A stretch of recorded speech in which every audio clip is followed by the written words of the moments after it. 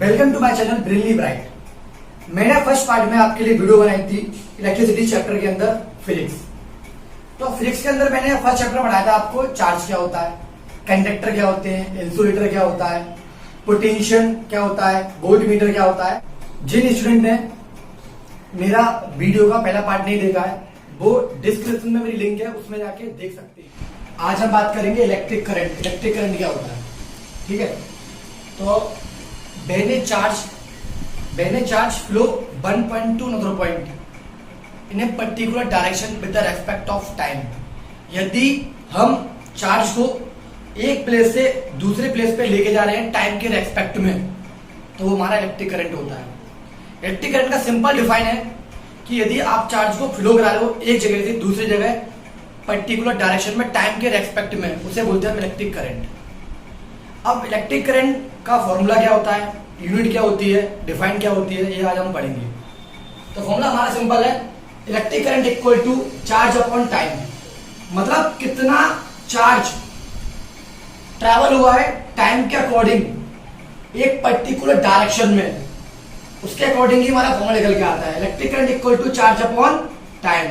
Charge की short form है Q और टाइम की टी। ऐसा unit of electric current, electric current की ऐसा यूनिट है एम्पियर। इसकी दूसरी यूनिट होगी coulomb per second. Coulomb per second, इसको हम कूलम सेकेंड की पावर -1 भी लिख सकते हैं।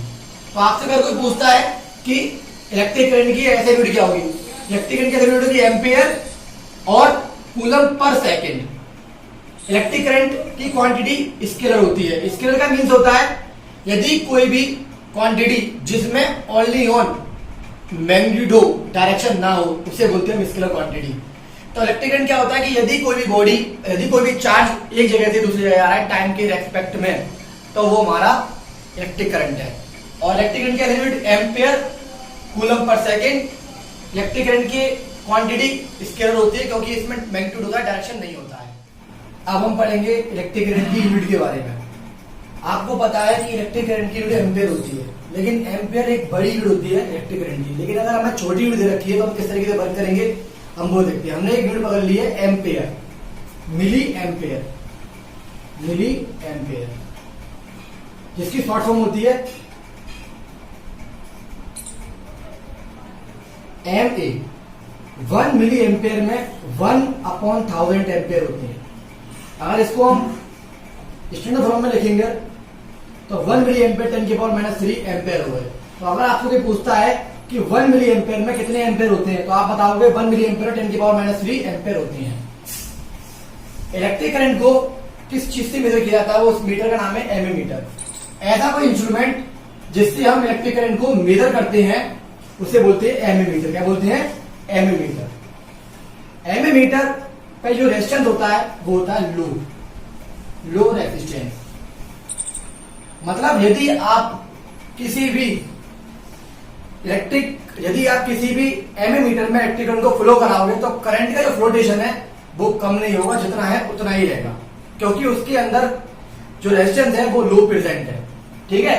अब एमीमीटर को हम कनेक्ट करते हैं सर्किट के अंदर सीरीज की फॉर्म में।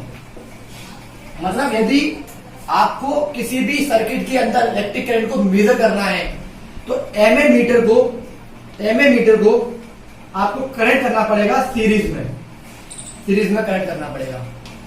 सीरीज में हम कनेक्ट इसलिए करते हैं क्योंकि एमीमीटर के पास जो एमीमीटर का जो रेजिस्टेंस होता है वो होता है लो। ठीक।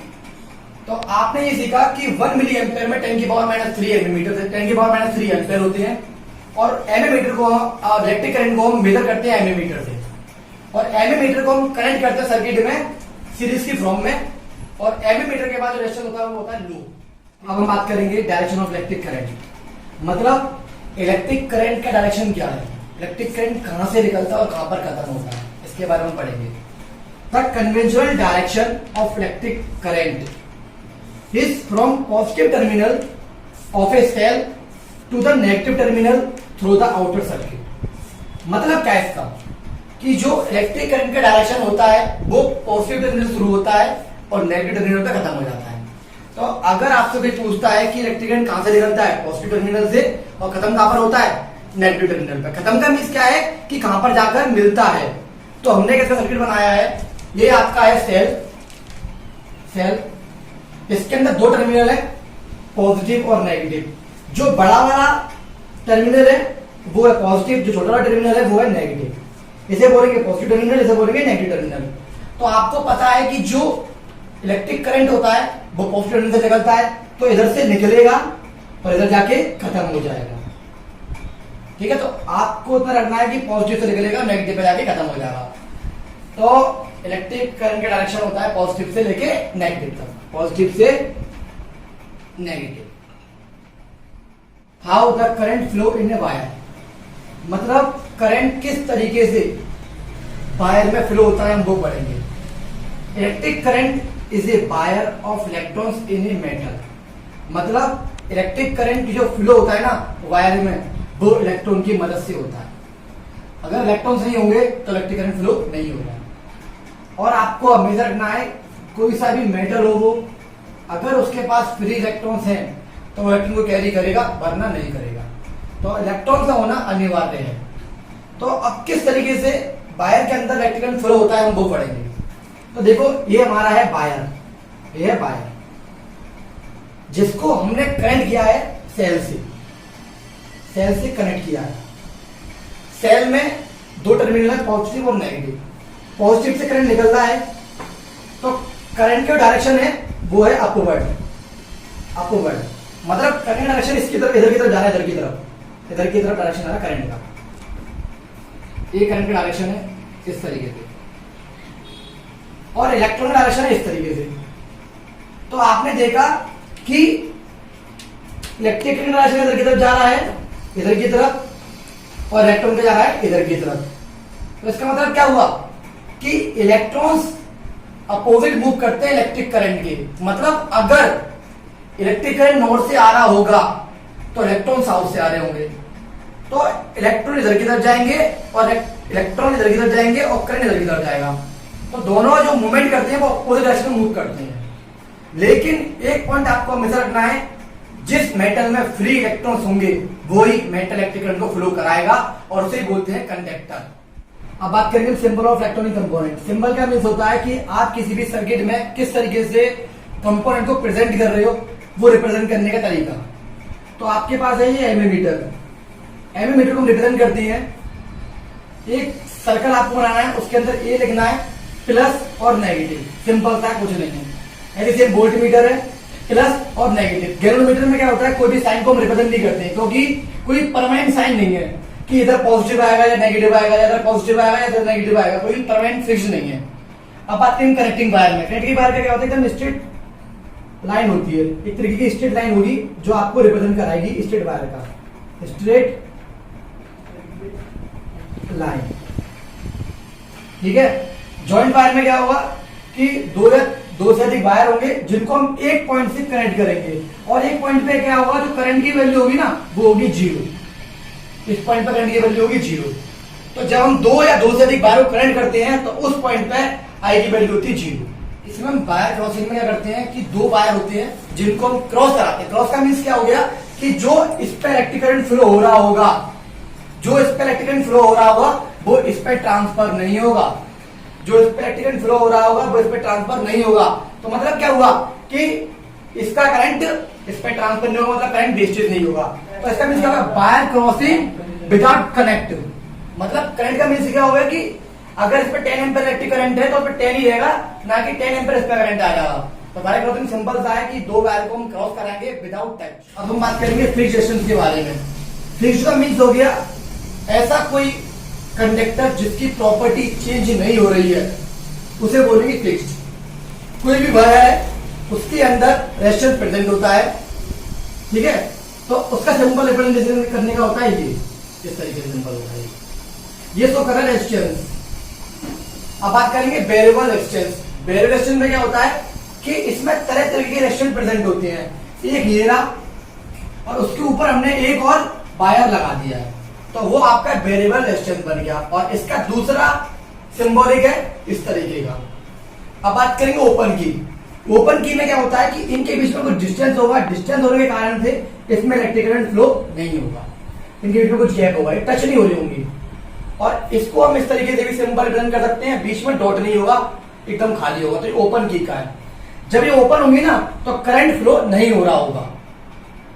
अब बात करेंगे क्लोज की। क्लोज में क्या होता है, बीच में डॉट आ जाता है और इधर ये एकदम टच हो जाती है। जब दोनों ये क्लोज और टच होती हैं तो इधर करंट फ्लो होता है। मतलब यदि आप किसी वायर में इलेक्ट्रिक को फ्लो कराओगे और क्लोज की लगी हुई है तो करंट फ्लो होगा। अब बात करेंगे इलेक्ट्रिक बल्ब। इलेक्ट्रिक बल्ब के दो सिंबल होते हैं, एक इस तरीके का, एक इस तरीके का, जो हम यूज करते हैं सर्किट डायग्राम में। अगर किसी सर्किट में इलेक्ट्रिक बल्ब प्रेजेंट है तो हम इलेक्ट्रिक बल्ब बना के नहीं दिखाएंगे उसको, हम उसे उसका सिंबल रिप्रेजेंट करके दिखाएंगे उस सर्किट डायग्राम में। तो ये तरह तरीके के सिंबल है जो यूज होते हैं इलेक्ट्रिक सर्किट में। अब इलेक्ट्रिक सर्किट क्या होता है हम वो पढ़ेंगे। इलेक्ट्रिक सर्किट क्या होता है, एक continuously conducting path consist of wire and other resistance like electric bulb and a switch between the two terminal of a cell or battery along which on electric current flow is called circuit। कहने का मतलब यही है कि एक ऐसा conducting path जिसके अंदर रेजिस्टेंस प्रेजेंट हो, इलेक्ट्रिक बल्ब प्रेजेंट हो, स्विच प्रेजेंट हो और टू टर्मिनल प्रेजेंट हो। मतलब ऐसा कोई कंडक्टिंग पाथ जिसके अंदर resistance, switch, two terminal electric bulb present हो तो वो आपका इलेक्ट्रिक सर्किट बन जाता है। इलेक्ट्रिक सर्किट के अंदर चार्ज कंटिन्यूसली एक ही पाथ पे मूव करता रहता है और उस पाथ को बोलते हैं क्लोज्ड पाथ। तो इलेक्ट्रिक सर्किट हमेशा आपको याद रखना है, इलेक्ट्रिक सर्किट में switch, resistance, wire, conducting material present होते हैं और ये एक ऐसा पाथ होता है जिसमें चार्ज कंटिन्यूसली क्लोजली मूव्ड में मूव करता है। अब हम बात करेंगे ओम्स लॉ की, जो वेरी इंपोर्टेंट टॉपिक है इन दिस चैप्टर। यदि आपको इस चैप्टर में ये टॉपिक क्लियर नहीं हुआ तो समझो आपको कुछ क्लियर नहीं हुआ, क्योंकि ये न्यू टर्निंग पॉइंट है इस चैप्टर का। तो आपको ये पढ़ना है ओम्स लॉ कहता क्या है। At a constant temperature the current flowing through a conductor is directly proportional to the potential difference across the end. मतलब यदि किसी कंडक्टर में इलेक्ट्रिक करंट फ्लो हो रहा है तो वो डायरेक्टली प्रोपोर्शनल हो जाएगा वोल्टेज के। तो आप यदि किसी वायर में इलेक्ट्रिक करंट को फ्लो करा रहे हो तो वो डायरेक्टली प्रोपोर्शनल होगा वोल्टेज की। तो आप वोल्टेज बढ़ चुके हो, इलेक्ट्रिक करंट बढ़ चुके हो, तो वो क्लियर हो चुका है। तो आपको अब इन दोनों के बीच में रिलेशन बतानी है। रिलेशन का मीन्स हो गया कि इनके बीच संबंध क्या है। मतलब यदि एक चीज इंक्रीज होगी तो दूसरी चीज पे क्या फर्क पड़ेगा, अगर एक चीज डिक्रीज होगी तो दूसरी चीज पे क्या फर्क पड़ेगा, आपको ये बताना है। बस मैटर यही है। तो बी डायरेक्टली प्रोपोर्शनल आई के, आई आपका इलेक्ट्रिक करंट है और बी आपका वोल्टेज है। तो जब हम इस कॉन्स्टेंट को हटाएंगे तो आर इंटू आई आ जाएगा। तो इस आई की वैल्यू, आर की वैल्यू निकल के आ गई आर इंटू आई। अब ये आर क्या है बेटा, आर आपका है रेजिस्टेंस। क्या है, रेजिस्टेंस, जो किसी भी कंडक्टर में प्रेजेंट होगा, जो किसी भी कंडक्टर में प्रेजेंट होगा। ओम्स लॉ कहता है कि यदि किसी वायर में आप कांस्टेंट टेम्परेचर रखती हो तो वो डायरेक्टली प्रोपोर्शनल हो जाएगा इलेक्ट्रिक करंट की। तो डायरेक्ट प्रोपोर्शनल का मीन्स हो गया इस तरीके का। तो जब आप इस कांस्टेंट को हटाओगे तो आर आ जाएगा। तो आर को बोलोगे आप रेजिस्टेंस, आई को नीचे देगा डोमीटर के अंदर, तो बी अपना इक्वल टू आर हो जाएगा। तो V equal to R into I, ये ओम्स लॉ के जरिए फॉर्मूला लेकर के आया है। तो आपको इतना रखना है कि यदि कोई वायर है उसमें कांस्टेंट टेम्परेचर है तो बी और आई के बीच रिलेशनशिप क्या आएगी, इस तरीके की। यदि आई इंक्रीज हो रहा है तो बी इंक्रीज होगा, यदि आई डिक्रीज हो रहा है तो बी भी डिक्रीज होगा। ठीक है। अब बात करेंगे हम इसकी प्रॉपर्टी की। यदि मान लीजिए इलेक्ट्रिक करंट डबल हो गया तो वोल्टेज पे क्या फर्क पड़ेगा, तो वोल्टेज भी डबल हो जाएगा। डबल मतलब 2 टाइम्स ये हो रहा है तो ये भी 2 टाइम्स डबल हो जाएगा। अब बात करेंगे हम very important topic, resistance of a conductor. Resistance क्या होता है, सबसे पहले आपको पढ़ना पड़ेगा कि रेजिस्टेंस ये शब्द आया कहां से। ओम्स लॉ ने एक्सप्लेन किया था कि रेजिस्टेंस क्या होता है और रेजिस्टेंस किस में प्रेजेंट होता है और किस तरीके पे हम इसमें वर्क करते हैं। तो पहले हम पढ़ेंगे रेजिस्टेंस क्या होता है। Property of a conductor due to oppose the flow of current through it is called resistance. तो रेजिस्टेंस क्या होता है? रेजिस्टेंस एक ऐसी प्रॉपर्टी होती है कंडक्टर की जो इलेक्ट्रिक करंट को अपोज करके रखती है। अपोज का मीन्स हो गया कि उसको रोक के रखेगी इलेक्ट्रिक करंट को किसी भी कंडक्टर के अंदर। कंडक्टर का मीन्स कोई भी वायर। तो ऐसी प्रॉपर्टी कंडक्टर की या वायर की जो इलेक्ट्रिक करंट को अपोज करके रखती है उसे बोलते हैं उसे बोलते हैं रेजिस्टेंस। ठीक है। अब रेजिस्टेंस का कौन सी क्वांटिटी होती है, कौन सी यूनिट होती है, क्या फॉर्मूला होता है, वो हम पढ़ेंगे। तो रेजिस्टेंस का फॉर्मूला होता है B equal to R into I. R हम फाइंड कर रहे हैं तो आई को 2 मीटर में नीचे लेके जाएंगे तो फॉर्मूला निकल के हमारा आ गया B I R equal to B upon I. S I unit of resistance ohms, जिसका सिंबल है ओमेगा। इस तरीके से हम इसे बनाते हैं। लेट कर लो, यदि किसी वायर में 1 वोल्ट पोटेंशियल डिफरेंस फ्लो हो रहा है और 1 एम्पियर इलेक्ट्रिक करंट फ्लो हो रहा है तो रेजिस्टेंस क्या होगा ये फाइंड करने की हमसे कह रहा है। सिंपल सा है, यदि किसी वायर में 1 वोल्ट फ्लो हो रहा है और 1 एम्पियर करंट फ्लो हो रहा है तो रेजिस्टेंस भी 1 ओम्स निकल के आएगा। तो यदि किसी वायर में 1 वोल्ट पोटेंशियल डिफरेंस फ्लो हो रहा है और 1 एम्पियर इलेक्ट्रिक करंट फ्लो हो रहा है तो उसमें रेजिस्टेंस 1 ओम्स निकल कर आएगा। और रेजिस्टेंस एक स्केलर क्वांटिटी है क्योंकि इसमें ओनली ऑन मैग्नीट्यूड होता है, डायरेक्शन नहीं होता है। बात करेंगे हम बी और आई के बीच में relationship according to the graph solution. तो बी डायरेक्टली प्रोपोर्शनल है आई के। आपको पता है जब कोई भी ग्राफ डायरेक्टली प्रोपोर्शनल में हम बनाते हैं तो एकदम ग्राफ स्ट्रेट कर्व में आता है, एकदम स्ट्रेट आएगा।